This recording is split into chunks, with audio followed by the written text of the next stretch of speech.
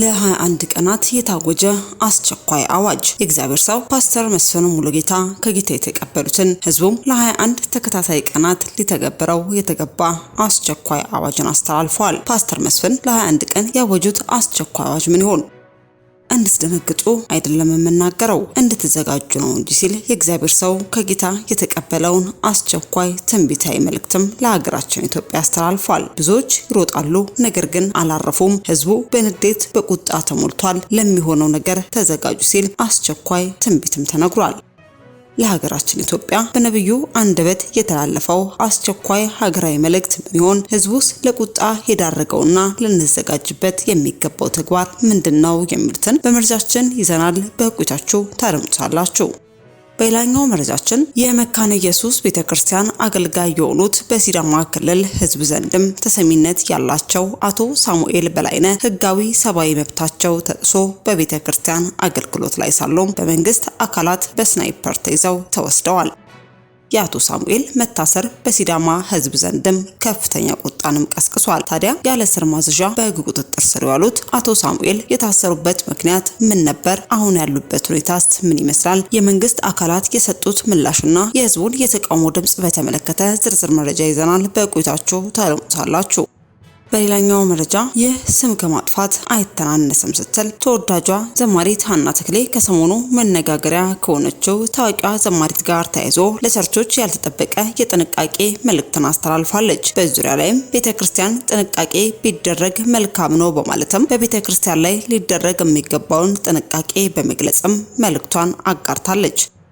ዘማሪት ሀና ተክሌ ለቤተክርስቲያን ያስተላለፈችው የጥንቃቄ መልእክት ምን ይሆን? ጉዳዩስ ከታዋቂ ሰዎች ጋር የተገናኘበት ምክንያት ምንድነው? የሚሉትን እንዲሁ በመረጃችን ይዘናል። በቆይታችሁ ታደምጡታላችሁ።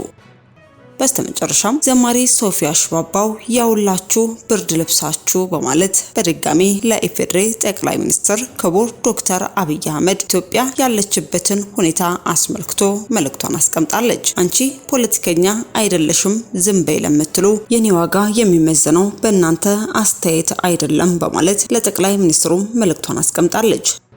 በዚህም ንግግሯ ለደረሰባት ጉዳይም ምላሽን ሰጥታለች። ታዲያ ዘማሪ ሶፊያ ለጠቅላይ ሚኒስትሩ ያስተላለፈችው መልእክት ምን ነበር? የደረሰባትስ ምን ይሆን? የሚሉትን እንዲሁ በመረጃችን ይዘናል። በቆይታችሁም ታደምጡታላችሁ። እስከ መረጃው ፍጻሜ አብራችሁን ቆዩ።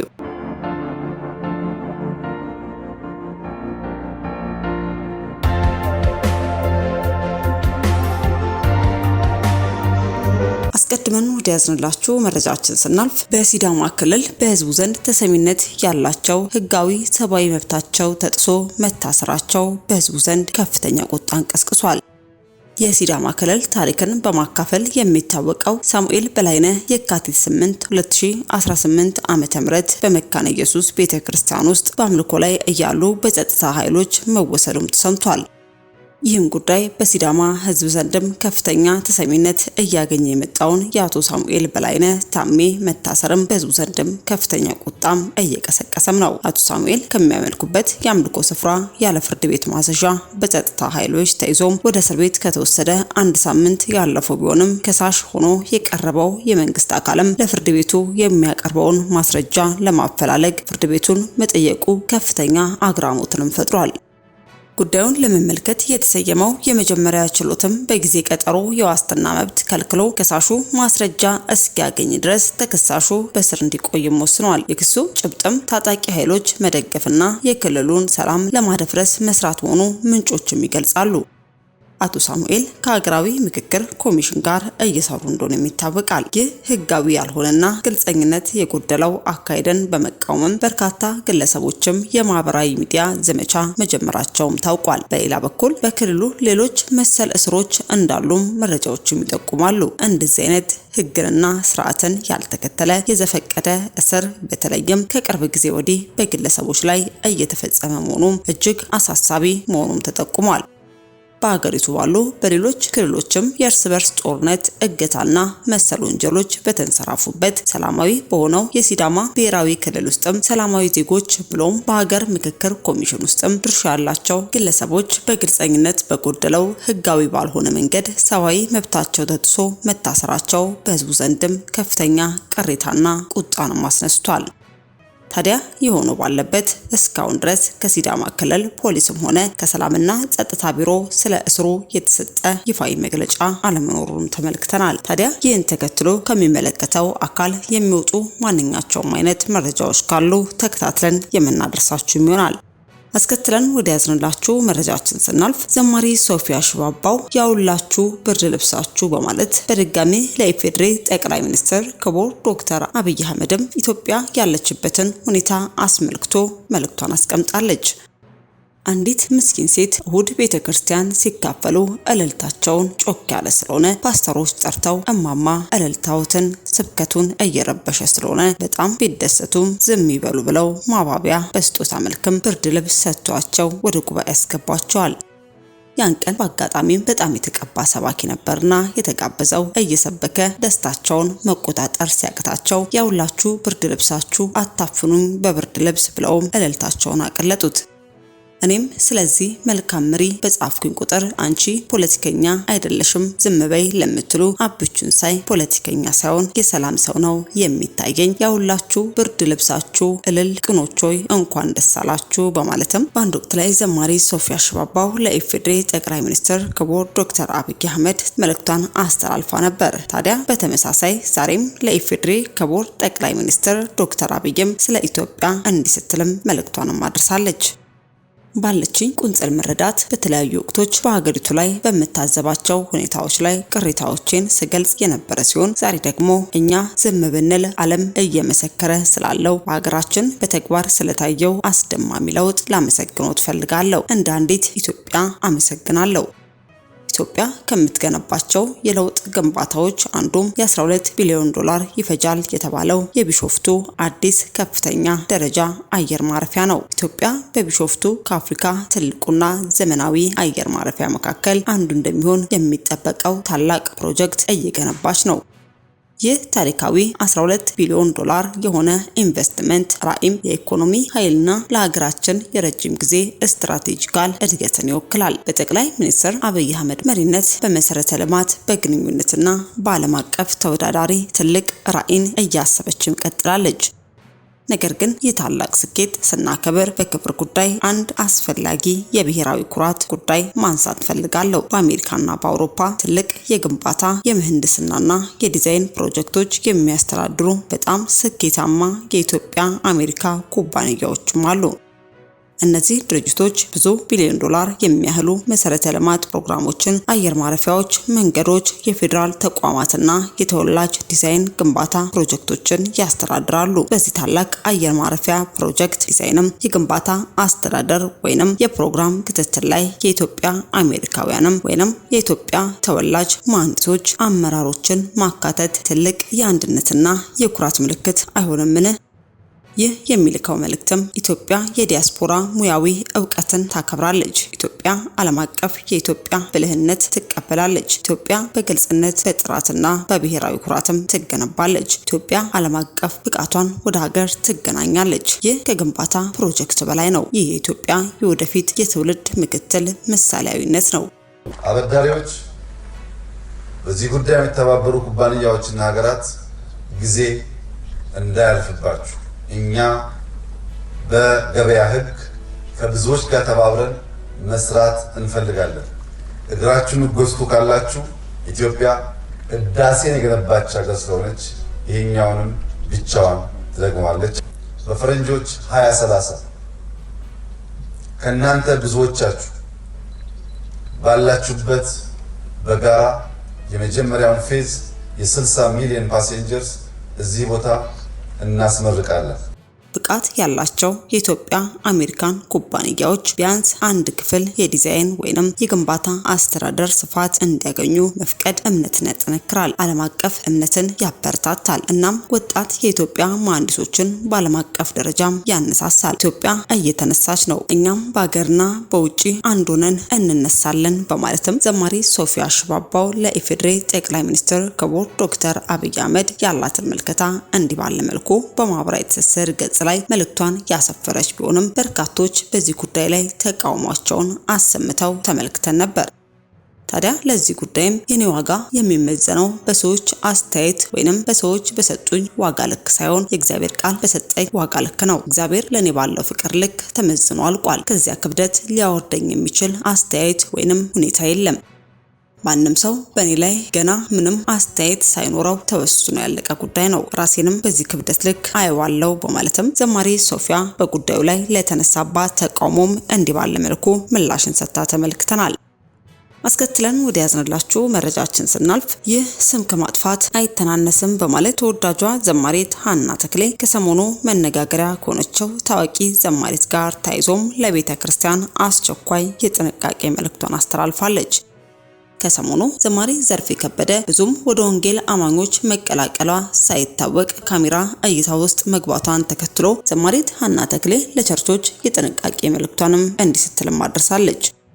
በዙሪያ ጥንቃቄ ቢደረግ መልካም ነው ላለው ወደ ጌታ መምጣት እየፈለገ እናንተ ጋር ካሜራ ስላለ ነው መምጣት አልፈልግም ያለኝን ታዋቂ ሰው አስታውሳለሁ። ወስነው ለመጡ የሚበጃቸው የኛ የአንድ ሰሞን የመድረክ ጋጋታና የማይዘልቅ ሰሞነኛ አጀብና ስማ በለው ሳይሆን በተለይ አብዛኞቹ ታዋቂ ሰዎች ከራስ አልፈው ቤተሰብን ስለሚመሩና የኑሮ ገቢያቸውንም ጥለው ስለሚመጡ በዚህ እንዳይፈተኑ ማንም ይሁን ማን ወንጌል ቢገባውና ጌታን ቢቀበል ለራሱ ነውና ብዙ በሚዲያ በተለይም በዘፈኑና በፊልሙ ዓለም ታዋቂ የሆኑ ሰዎችን በአጋጣሚ ይሁን አስበውበት ወደ ቤተክርስቲያን የሚመጡበት አጋጣሚ ጥቂት አይደለም።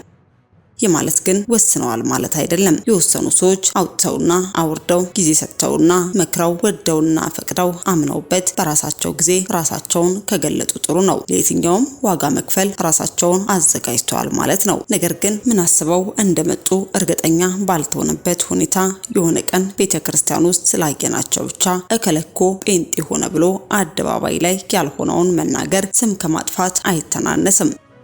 በአጋጣሚ የሄዱትን ቸርችም ከለታት አንድ ቀን ብቅ ያሉትን እንደምንም ብሎ ካሜራ እይታ ውስጥ ከቶ አባል የሚያስመስል ፎቶ ሚዲያ ላይ መልቀቅም የሰዎችን ነጻነት ተጋፍቶ ሰዎች ባላመኑበት ጉዳይ ላይ ችግር ውስጥ ከመክተት አልፎም ድጋሚ እንዳይመጡ የሚያግድ በዝናቸው ተጠቅሞ ሌላ ዝና ለራስ የማፍራት የስጋ ሐሳብ ያለበት ከፍተኛ ሆነ የዝና የራስ ወዳድነት ህመም ነው። ከዚህ ጋር በተያያዘ መምጣት እየፈለገ እናንተ ጋር ካሜራ ስላለ መምጣት አልፈልግም ያለኝን ታዋቂ ሰው አስታውሳለሁ። ማንም ይሁን ማን ወንጌል ቢገባውና ጌታን ቢቀበል ጥቅሙ ለራሱና ለራሱ ነው። ምንም እንኳን ደስታው ከሰማይ አልፎ ለኛ ቢደርስም ወስነው ራሳቸውን ገልጠው ለመጡ የሚበጃቸው የአንድ ሰሞን የመድረክ ጋጋታና የኛ የማይዘልቅ ሰሞነኛ አጀብታና ስማ በለው ሳይሆን በሁለት እግራቸው ጸንተው እንዲቆሙ ወይንም በዘንድሮ አማርኛ ለውጣቸው እንዳይቀለበስ ፋታ ሰተን ድምጽ አጥፍተን የምር በሚያስፈልጋቸው ሁሉ በተግባር መቆም ብንችል ነው። በተለይ አብዛኞቹ ታዋቂ ሰዎች ከራስ አልፈው ቤተሰብ ስለሚመሩና የኑሮ ገቢያቸውን ጥለው ስለሚመጡ በዚህ እንዳይፈተኑ ለገቢ የሚሆን ስራ ውስጥ እስኪገቡ ድረስ ባለን አቅም በገንዘብ እንደግፋቸው መልካም ነው። ቤተክርስቲያን በዚህ ጉዳይ ላይ ብታስብበትም መልካም ነው። ዋናው ደግሞ ከሰው ጋር ሳይሆን ከቃሉ ጋር እንዲጣበቁ በምክርም በጸሎትም ማገዝ የተሻለ ይመስለኛል። ክርስትና የምር ለወሰነ ሰው አልጋ ባልጋ አይደለምና በዙሪያ ጥንቃቄ ቢደረግ መልካም ነው እላለሁ በማለትም ዘማሪት ሀና ተክሌ መልእክቷን አስተላልፋለች። ታዲያ ይህን መልእክቷም በርካቶችም ከሰሞኑ መነጋገሪያነትን ከፈጠረችው ከዘማሪት ዘርፌ ከበደ ጋር በማያያዝ ዘማሪት ዘርፌ ከበደ በነብይ እዩ ጩፋ ቤተክርስቲያን ላይ መገኘቷና በካሜራ እይታ ውስጥ መግባቷን ያመጣባትን ከፍተኛ የተቃውሞ በትር የገለጸችበትን መንገድ በማንሳትም ለሷ የተላለፈ መልእክት በማድረግም ሚዲያ ላይ እየተቀባበሉት ተመልክተናል። ሆኖም እኛም መረጃውን ተመልክተን ወደ እናንተ አደረስን። አስከትለንም እንድትደነግጡ አይደለም የምናገረው እንድትዘጋጁ ነው እንጂ ሲል የእግዚአብሔር ሰው ከጌታ የተቀበለውን አስቸኳይ ትንቢታዊ መልእክትም ለሀገራችን ኢትዮጵያ አስተላልፏል። ብዙዎች ይሮጣሉ፣ ነገር ግን አላረፉም። ህዝቡ በንዴት በቁጣ ተሞልቷል። ለሚሆነው ነገር ተዘጋጁ ሲልም አስቸኳይ ትንቢታዊ መልእክትም በነብይ ታምራት ጋሽኬም ተነግሯል። ለሀገራችን ኢትዮጵያ በነብዩ አንደበት የተላለፈው አስቸኳይ ሀገራዊ መልእክት ምን ይሆን የሚለውን ከአንደበቱ አድምጠን ከኔ ጋር በድጋሚ የምንገናኝ ይሆናል። የጌታ መንፈስ አንድ ነገር አሳየ። በጣም ብዙ ህዝብ አሳየኝ። በጣም ብዙ አገልጋዮችን አሳየኝ። በጣም ብዙ ቅዱሳንን አሳየኝ። ብዙዎች እየሮጡ ነው። ብዙዎች እየሮጡ ነው፣ ግን አላረፉም። ብዙዎች እየሮጡ ነው፣ ግን አላረፉም። ሰራተኛው ሌሊት ቀን ይለፋል፣ ስኬት የለም፣ በረከት የለም። ነገር ግን የሰራተኛው ቀንም ሌሊትም የሚለፋ ሰራተኛ አላረፈም አለ ጌታ። አገልጋዩን መድረክ ላይ ይቆማል፣ ይዘምራል፣ ይተነብያል፣ ግን ህዝቡን ያገለግላል። ነገር ግን በውስጡ ባዶነት፣ ድካም ይሰማል ጌታ። አገልጋዩ መድረክ ላይ ቆሞ ይዘምራል፣ ያስተምራል፣ ይሰብካል፣ ይተነብያል፣ ውስጡ ግን ባዶ ነው አለ። የጌታ መንፈስ እንደዚህ አለ። ህዝቡ ራሱ በንዴት፣ በቁጣ፣ በብስጭት ተሞልቷል አለ። ህዝቡ ማለት በቁጣ፣ በንዴት፣ በብስጭት ከፖለቲካ፣ ከኑሮ ውድነት፣ ስራ ከማጣት፣ አውሎ ንፋስ፣ ጭንቀቱ ከመሆኑ የተነሳ ህዝቡ ራሱ በንዴትና በቁጣ በብስጭት ተሞልቷል አለኝ ጌታ።